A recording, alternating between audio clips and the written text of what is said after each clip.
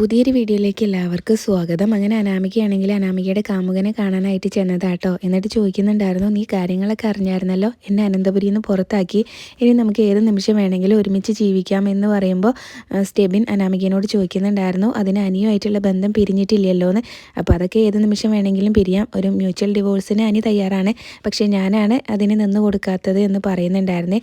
അപ്പോൾ അങ്ങനെ ഞാൻ നിന്ന് കൊടുക്കില്ല എന്ന് പറയുന്നുണ്ട് കേട്ടോ. അപ്പോൾ സ്റ്റെബിൻ ചോദിക്കുന്നുണ്ടായിരുന്നു, അനന്തപുരിയിലെ സ്വത്തൊക്കെ നീ ഒരുപാട് മോഹിച്ചതല്ലേന്ന്. അതുതന്നെയാണ് എൻ്റെ ഉദ്ദേശം. ഇപ്പോൾ ഇനിയിപ്പോൾ എന്തായാലും അനന്തപുരിയിൽ നടക്കുന്ന കാര്യങ്ങളൊക്കെ പുറത്തറിയിക്കണം. അപ്പോൾ ഞാൻ ചന്തുമോളുടെ കാര്യം നിന്നോട് പറഞ്ഞിട്ടുണ്ടായിരുന്നല്ലോ, ചന്തുമോളെയും അവളുടെ അമ്മേനെയും വെച്ചാണ് ഇനി ഞാൻ കളിക്കാൻ പോകുന്നത് എന്ന് പറയൂ കേട്ടോ. അപ്പോൾ ആത്മാഭിമാനത്തിന് കോട്ടം തട്ടിയിട്ടുണ്ടെങ്കിൽ അവർ എനിക്കിങ്ങനെ ഇതെല്ലാം ഒതുക്കി തീർക്കാൻ വേണ്ടിയിട്ട് എനിക്ക് എന്തായാലും നല്ലൊരു കോമ്പൻസേഷൻ തരാൻ തയ്യാറാവും. അപ്പോൾ ഞാൻ അങ്ങനെ ഒരു 10 കോടിയെങ്കിലും അവരോട് ചോദിക്കും എന്ന് പറയുന്നുണ്ടായിരുന്നു കേട്ടോ. 10 കോടി എന്ന് കേൾക്കുമ്പോൾ തന്നെ സ്റ്റെബിന് ആകെ കണ്ണൊക്കെ തള്ളുന്നുണ്ട് കേട്ടോ. അയാൾക്കും പണമാണ് ആവശ്യം, അനാമികേനെയൊന്നല്ല. അത് അയാളുടെ സംസാരത്തിൽ നിന്ന് നമുക്ക് മനസ്സിലാവും. അപ്പോൾ അതുകൊണ്ട് തന്നെ അനാമിക പറയുന്നുണ്ടായിരുന്നു, 10 കോടി കിട്ടിക്കഴിഞ്ഞാൽ പിന്നെ അവർക്ക് ഡിവോഴ്സോ എന്ത് വേണേലും കൊടുക്കാം, നമുക്ക് സുഖിച്ച് ജീവിക്കാനുള്ള ഇത് കിട്ടണം എന്ന് പറയുന്നുണ്ട്. അപ്പോൾ സ്റ്റെബിൻ അനാമികയോട് പറഞ്ഞു കൊടുക്കുന്നുണ്ടായിരുന്നു, എല്ലാം സൂക്ഷിച്ച് വേണം കേട്ടോ എന്ന് പറയൂ കേട്ടോ. അനന്തപുരിക്കാരെയും അതുപോലെ തന്നെ മൂർത്തീസ് ജ്വല്ലറീനെയൊക്കെ നാട്ടുകാർക്കും ഒക്കെ എല്ലാവർക്കും നല്ല വിശ്വാസമാണല്ലോ. സാധാരണ പണിക്കൂലി കുറച്ച് കൊടുക്കുന്ന ജ്വല്ലറിയിൽ സ്വർണ്ണത്തിന് ക്വാളിറ്റി ഉണ്ടാവില്ല. ഇവിടെ അനന്തപുരിക്കാർ അങ്ങനെയല്ല ചെയ്യുന്നത്. പണിക്കൂലി കുറവാണെങ്കിലും സ്വർണം പത്തരമാറ്റ് തന്നെയാണ്. അതുകൊണ്ടാണ് അവിടെ പോയിട്ട് ചെന്നിട്ട് എല്ലാവരും കണ്ണടച്ച് സ്വർണം വാങ്ങിക്കുന്നതെന്നൊക്കെ സ്റ്റെബിനും പറയുന്നുണ്ട് കേട്ടോ. എന്തായാലും അനന്തപുരിക്കാരെ എന്തായാലും നാണം കെടുത്താൻ വേണ്ടിയിട്ട് തന്നെയാണ് അനാമിക തീരുമാനിച്ചിട്ടുള്ളത്, അനഘേനെയും ചന്തുമോളെയും വെച്ച്. അപ്പോൾ അതൊക്കെ പറയുമ്പോഴും സ്റ്റെബിൻ സൂക്ഷിച്ച് വേണം എന്ന് പറയുന്നുണ്ട്. അപ്പോൾ എന്തായാലും അനാമിക അതൊക്കെ പറഞ്ഞിട്ട് അവിടെ നിന്ന് അങ്ങ് തിരിച്ചു പോകും. പിന്നീട് സ്റ്റെബിൻ അവൻ്റെ ഫ്രണ്ട്സിനോട് ഇങ്ങനെ സംസാരിക്കുകയാണ് കേട്ടോ. അപ്പോൾ അനാമിക പറഞ്ഞ കാര്യങ്ങളൊക്കെ അവരോട് പറയുന്നുണ്ടായിരുന്നു. അനാമികേനെ പോലെ ഒരുത്തി നല്ലൊരു വീട്ടിലേക്കാണല്ലോ ചെന്ന് കയറിയത്, എന്നിട്ടും അവൾക്ക് അവിടെ പിടിച്ചു നിൽക്കാതെ അവരെ ചതിച്ച് അവൾ പുറത്ത് വരുന്നുണ്ടെങ്കിൽ നിന്നെ അവൾ ചതിക്കുമെന്ന് സ്റ്റെബിൻ്റെ കൂട്ടുകാർ പറഞ്ഞു കൊടുക്കുന്നുണ്ട്. അപ്പോൾ സ്റ്റെബിൻ പറയുന്നുണ്ടായിരുന്നു, അതെനിക്ക് അറിയാടാന്ന് പറയൂ കേട്ടോ. സ്റ്റെബിനാണെങ്കിൽ അയർലൻഡിലേക്ക് പോകാൻ എന്തായാലും ഒരു 10 ലക്ഷം രൂപ വേണം, അവിടെ ചെന്നിട്ട് നല്ലൊരു ജോലി കണ്ടെത്തണം എന്നൊക്കെയാണ് സ്റ്റെബിൻ്റെ ആഗ്രഹം കേട്ടോ. അപ്പോൾ അതിന് വേണ്ടിയിട്ട് അനാമികയുടെ കൂടെ നിൽക്കുകയാണ്. അവൾ 10 കോടി കൊണ്ടുവരുമ്പോൾ ഒരു 50 ലക്ഷം അതിൽ നിന്ന് അടിച്ചെടുക്കാൻ വലിയ പാടൊന്നുമില്ല. അതിന് വേണ്ടിയിട്ടാണ് ഞാൻ അവളുടെ കൂടെ ഇങ്ങനെ നിൽക്കുന്നത്. അതിനിങ്ങനെ ലിവിങ് ടുഗദർ എന്ന് പറഞ്ഞ് അവളുടെ കൂടെ നിന്നാലും കുഴപ്പമില്ല എന്ന് പറയും കേട്ടോ. എൻ്റെ എത്രയോ ലിവിങ് ടുഗദർ കഴിഞ്ഞതാണെന്നും കൂടി സ്റ്റെബിൻ പറയുന്നുണ്ടായിരുന്നേ. അപ്പോൾ എന്തായാലും അയാളുടെ ആഗ്രഹവും അനാമികയുടെ പണം തന്നെയാണ്. അനാമിക അനന്തപുരിക്കാരെ പറ്റിച്ച് കൊണ്ടുവരുന്ന പണത്തിൽ നിന്ന് ഒരു പങ്ക് അയാൾക്കും വേണം. അതിന് വേണ്ടിയിട്ട് തന്നെയാണ് അയാൾ അനാമികയുടെ കൂടെ നിൽക്കുന്നതും. ആ പണം കിട്ടിക്കഴിഞ്ഞാൽ അനാമികേനെ കളഞ്ഞിട്ട് അവൻ പോകുമെന്ന് അവൻ ഫ്രണ്ട്സിനോടും പറയുന്നുണ്ടായിരുന്നു കേട്ടോ. അപ്പോൾ എന്തായാലും അവരുടെ സംസാരമൊക്കെ കഴിഞ്ഞ ശേഷം പിന്നീട് നന്ദുവിനെയാണ് കാണിക്കുന്നത്. നന്ദു ആണെങ്കിലും ഫോൺ കയ്യിൽ പിടിച്ചുകൊണ്ടേ നിൽക്കുകയാണ് കേട്ടോ. അനിയുടെ മെസ്സേജും കോളും ഒന്നും വരാത്തതുകൊണ്ട് ആകെ വിഷമത്തിലാണ്. എന്തുകൊണ്ട് അവൻ വിളിക്കാത്തത്, മെസ്സേജ് ചെയ്യാത്തത് എന്നൊക്കെ പറയുന്നുണ്ട്. പിന്നെ നന്ദു തന്നെ നന്ദുവിൻ്റെ മനസ്സിലുള്ള അനിയോടുള്ള സ്നേഹം പറയുന്നുണ്ടായിരുന്നു കേട്ടോ. അവനിങ്ങനെ വിളിക്കാതെ മെസ്സേജ് ചെയ്യാതെയൊക്കെ ഇരിക്കുമ്പോൾ എന്തോ ഒരു വല്ലായ്മയാണല്ലോ, ഞാനും അവനെ അത്രമാത്രം സ്നേഹിക്കുന്നുണ്ടല്ലോ എന്നൊക്കെ ഇങ്ങനെ ഓർത്തുകൊണ്ടാണ് കേട്ടോ നിൽക്കുന്നത്. അത് കഴിഞ്ഞ് വീണ്ടും ഇങ്ങനെ അനീനെ കാണിക്കുന്നുണ്ടായിരുന്നു. അനി ഇതേ സമയം ഈ കാര്യങ്ങൾ തന്നെയാണ് കേട്ടോ ഓർക്കുന്നത്. നന്ദുവിനൊന്നും വിളിക്കാൻ പറ്റുന്നില്ലല്ലോ, അവളിപ്പോൾ എൻ്റെ കോള് പ്രതീക്ഷിച്ചിരിക്കുന്നുണ്ടാവുമോ, പെൺകുട്ടികൾ അങ്ങനെ പെട്ടെന്നൊന്നും തുറന്ന് സമ്മതിക്കില്ല, അവൾക്ക് എന്താ ഇങ്ങോട്ട് വിളിച്ചാൽ എന്നൊക്കെ ഇങ്ങനെ അനി മനസ്സിൽ ഓർക്കുന്നുണ്ടായിരുന്നേ. അപ്പോൾ അവളും ചിലപ്പോൾ എന്നെ ഓർത്തുകൊണ്ടിരിക്കുകയായിരിക്കും, അതുകൊണ്ടായിരിക്കും എൻ്റെ മനസ്സിന് ഇത്രയും ആളൽ എന്നൊക്കെ ഇങ്ങനെ രണ്ടുപേരും അങ്ങോട്ടും ഇങ്ങോട്ടും ചിന്തിക്കുന്നുണ്ടായിരുന്നു കേട്ടോ. പിന്നീട് ജാനകിയുടെ അടുത്തേക്ക് ജലജി അഭിയും കൂടെ വരികയാണ് കേട്ടോ. എന്നിട്ട് വന്നിട്ട് ചോദിക്കുന്നുണ്ടായിരുന്നു, നന്ദു പിന്നെ അനിയുടെ ഫോണിലേക്ക് വിളിക്കുകയോ മെസ്സേജ് അയക്കുകയോ ചെയ്തോ എന്ന് ചോദിക്കും. അപ്പോൾ ഇതുവരെ വിളിച്ചില്ല എന്ന് ജാനകി പറയുന്നുണ്ട് കേട്ടോ. അവനും അവളെ വിളിക്കാൻ പറ്റാതെ അവിടെ ഇങ്ങനെ അങ്ങോട്ടും ഇങ്ങോട്ടും നടക്കുകയാണ്. ഇപ്പോൾ അവൾക്കും അതുതന്നെയായിരിക്കും അവസ്ഥ എന്ന് പറയുന്നുണ്ട്. ആ ഫോണൊന്ന് തന്നെ ഇളയുമ്പോൾ ഞാനിപ്പോൾ ഒരു സൂത്രം കാണിച്ചു തരാം, എനിക്ക് അവളോടാണ് സ്നേഹം എന്നല്ലേ പറയാറുള്ളത്, അപ്പോൾ അവൾക്ക് അവനോട് സ്നേഹം ഉണ്ടോയെന്ന് ഞാൻ ഇപ്പോൾ തെളിയിച്ചു തരാം, ആ ഫോണൊന്ന് താന്ന് പറയട്ടോ. അപ്പോൾ ജാനകിയാണെങ്കിൽ ആ ഫോൺ എടുത്ത് കൊടുക്കുന്നുണ്ട്. അപ്പോൾ ജലജിയാണെങ്കിലും അബീനോട് ചോദിക്കുന്നുണ്ടായിരുന്നു, നീ എന്താ ചെയ്യാൻ പോകുന്നതെന്ന് ചോദിക്കും കേട്ടോ. അപ്പോൾ സാധാരണ പെൺകുട്ടികൾക്ക് ഇങ്ങനെ കാമുകന്മാർ അയക്കുന്നൊരു മെസ്സേജ് അയക്കാൻ പോവുകയാണെന്ന് പറയും കേട്ടോ. അപ്പോൾ ഉറങ്ങിയോ എന്ന് ചോദിച്ചിട്ടൊരു മെസ്സേജ് അയക്കാൻ പോവുകയാണെന്ന് പറയുമ്പോൾ, ഓ നിനക്ക് അതൊക്കെ ഇപ്പോൾ വലിയ ഇതാണല്ലോ എന്നിങ്ങനെ ജലജ കളിയാക്കിക്കൊണ്ട് പറയുന്നുണ്ട് കേട്ടോ. അപ്പോൾ എന്തായാലും ഉറങ്ങിയോ എന്നുള്ള മെസ്സേജ് അയക്കുന്നുണ്ടായിരുന്നു. നന്ദു ആണെങ്കിലും അനിയുടെ മെസ്സേജിന് വേണ്ടി കാത്തു നിൽക്കുകയായിരുന്നല്ലോ. മെസ്സേജ് വരുമ്പോൾ തന്നെ ഓടി വന്ന് ഫോൺ എടുത്ത് നോക്കുന്നുണ്ട് കേട്ടോ നന്ദു. എന്തായാലും അവൻ മെസ്സേജ് അയച്ചല്ലോ, ഈ മെസ്സേജ് ഇന്ന് അവൻ അയച്ചിട്ടില്ലെങ്കിൽ എനിക്കിന്ന് ഉറങ്ങാൻ പോലും പറ്റില്ലായിരുന്നു എന്നിങ്ങനെ നന്ദു ഇങ്ങനെ ചിന്തിക്കുകയാണ് കേട്ടോ.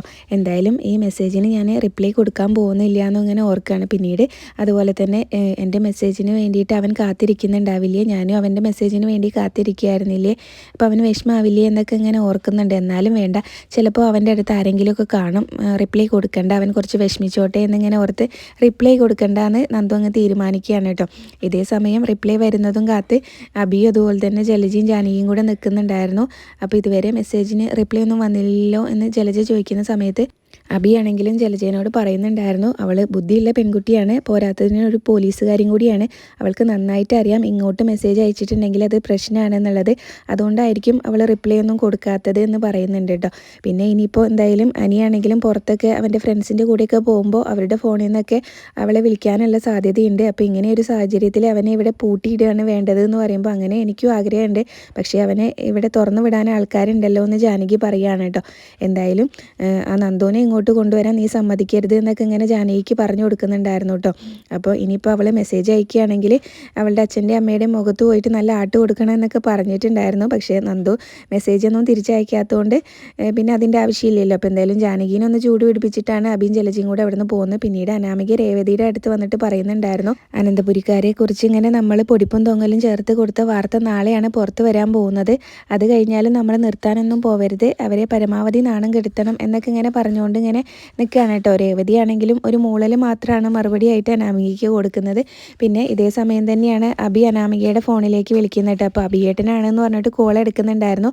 അബിയാണെങ്കിലും എന്തായി മോളെ കാര്യങ്ങൾ എന്ന് ചോദിക്കുമ്പോൾ നാളെയാണ് വാർത്ത പുറത്ത് വരാൻ പോകുന്നത്, നാളത്തെ ഒരു പ്രഭാതം ഉണ്ടായിരുന്നില്ലെങ്കിൽ എന്ന് അനന്തപുരിക്കാർ ആഗ്രഹിക്കും എന്നിങ്ങനെ പറയുകയാണ് കേട്ടോ.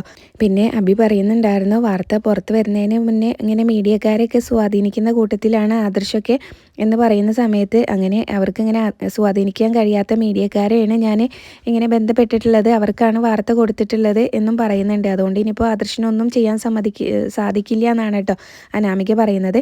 അപ്പോൾ മോൾക്ക് സപ്പോർട്ടായിട്ട് എന്നും ഞാൻ മോളുടെ കൂടെ തന്നെ ഉണ്ടാവും, പക്ഷേ ഒരിക്കലും മറ്റാരും അറിയരുത് ഞാൻ മോളുടെ കൂടെ ഉണ്ട് എന്നുള്ളതൊക്കെ ഇങ്ങനെ അനാമികയോട് പറയുമ്പോൾ ഒരിക്കലും ഇല്ല അബിയേട്ടാന്ന് പറയും. പിന്നീട് കോള് കട്ട് ചെയ്യുകയാണ് കേട്ടോ. പിന്നെ ഈ കാര്യങ്ങളെല്ലാം ജലജേനോട് പറയുന്നുണ്ടായിരുന്നു. അപ്പോൾ നാളെ വാർത്ത പുറത്ത് വരും എന്ന് പറയുമ്പോൾ ജലജയ്ക്കും ഭയങ്കര സന്തോഷമാവുന്നുണ്ട് കേട്ടോ. അപ്പോൾ അവൾ എന്തായാലും കലക്കാൻ തീരുമാനിച്ചിട്ടുണ്ടല്ലേ എന്നിങ്ങനെ ഭയങ്കര സന്തോഷത്തിൽ ജലജ ചോദിക്കുകയും ചെയ്യുന്നുണ്ടായിരുന്നു. അപ്പോൾ എന്തായാലും ഇനിയിപ്പോൾ അതിൻ്റെ പേരിൽ അവിടെ വലിയൊരു പ്രശ്നം ഉണ്ടാവുമല്ലോ, അപ്പോൾ അതുകൊണ്ട് തന്നെ അവൾക്ക് നല്ലൊരു കോമ്പൻസേഷൻ അനന്തപുരിക്കാർ കൊടുക്കേണ്ടി വരും. ഇങ്ങോട്ട് അനിയുടെ ഭാര്യയായിട്ട് കയറി വന്നവൾ ഒരു കൊടും വിശപ്പാമ്പ് തന്നെയാണെന്ന് പറയുന്നുണ്ട് കേട്ടോ. അവളുടെ അച്ഛനാണെങ്കിലും കടത്തിൽ മുങ്ങി നിൽക്കുന്ന ഒരാളാണ്, അയാളുടെ ചരിത്രമൊക്കെ ഞാൻ ചെകഞ്ഞെടുത്തിട്ടുണ്ടായിരുന്നു. കടത്തിൽ മുങ്ങി നിൽക്കുന്ന ആളാണ്, അയാൾക്കും പണം തന്നെയാണ് ആവശ്യം, അതുകൊണ്ട് അവർ ഏതറ്റം വരെയും വേണമെങ്കിലും പോവും, നമുക്ക് അവരുടെ കൂടെ അങ്ങ് നിന്ന് കൊടുത്താൽ മതി എന്ന് പറയട്ടോ. ഇനിയിപ്പോൾ ഇതൊക്കെ കഴിഞ്ഞ ശേഷം നമുക്ക് അനാമികയ്ക്കും അവളുടെ അച്ഛനും അമ്മയ്ക്കും ഒരു ട്രീറ്റൊക്കെ കൊടുക്കേണ്ടി വരും, ആരും അറിയാതെ എന്ന് പറയുന്നുണ്ട്. പിന്നെ അബിക്കാണെങ്കിൽ ഒരു പേടിയുണ്ട് കേട്ടോ. അന്ന് കള്ളക്കടത്ത് സ്വർണം ഇങ്ങനെ ജ്വല്ലറിയിലൂടെ സെയിൽ ചെയ്തിട്ടുണ്ടായിരുന്നല്ലോ അബി, ആ കേസൊക്കെ ക്ലോസ് ചെയ്തിട്ടുണ്ടെങ്കിലും നന്ദു എങ്ങാനും ഇത് കുത്തിപ്പൊക്കി കൊണ്ടുവന്നിട്ടുണ്ടെങ്കിൽ ഞാൻ പേടും, പിന്നെ ഈ വീട്ടിൽ നിന്ന് പുറത്താണ് ഞാനെന്ന് പറയും. അപ്പോൾ നിൻ്റെ ഭാര്യയും കുഞ്ഞുമെന്ന് ഇങ്ങനെ ജലജ ചോദിക്കുമ്പോൾ അവരാണ് ഇപ്പം എൻ്റെ ഒരു ബലം, ഓരോരോ പരീക്ഷണങ്ങൾ ഇങ്ങനെ വന്നുകൊണ്ടിരിക്കുകയാണ്, പക്ഷേ അതിനുള്ള പരിഹാരങ്ങളും ദൈവം ഇങ്ങനെ കണ്ടെത്തി തരുന്നുണ്ട്, അതുകൊണ്ടാണ് ഇങ്ങനെ രക്ഷപ്പെട്ടു പോകുന്നതെന്ന് പറയുമ്പോൾ ഇതൊക്കെ നീ ഇങ്ങനെ അന്ന് ഇങ്ങനെ ശബരിമലയ്ക്ക് പോകാൻ വേണ്ടിയിട്ട് ഇങ്ങനെ നല്ല വ്രതം എടുക്കാതെ ഇരുന്നുകൊണ്ടാണ്, ഇനി അടുത്ത വർഷമെങ്കിലും നീ നന്നായിട്ട് വ്രതം എടുത്ത് ശബരിമലയ്ക്ക് പോകണം എന്ന് പറയുന്നുണ്ട് കേട്ടോ. അത് അത്രയേ ഉള്ളൂ, ഇനി അയ്യപ്പസ്വാമീനെ പരീക്ഷിക്കാൻ ഞാനില്ല എന്ന് അബി പറയുന്നുണ്ടായിരുന്നേ. അത് പറഞ്ഞിട്ട് അബി അവിടെ നിന്ന് അങ്ങ് പോവും. പിന്നീട് പിറ്റേ ദിവസം രാവിലെയാണ് കേട്ടോ കിരൺ ജോഗിങ്ങിന് പോയിട്ട് വരികയാണ്. അപ്പോൾ കല്യാണി വിളിക്കുന്നുണ്ടായിരുന്നു.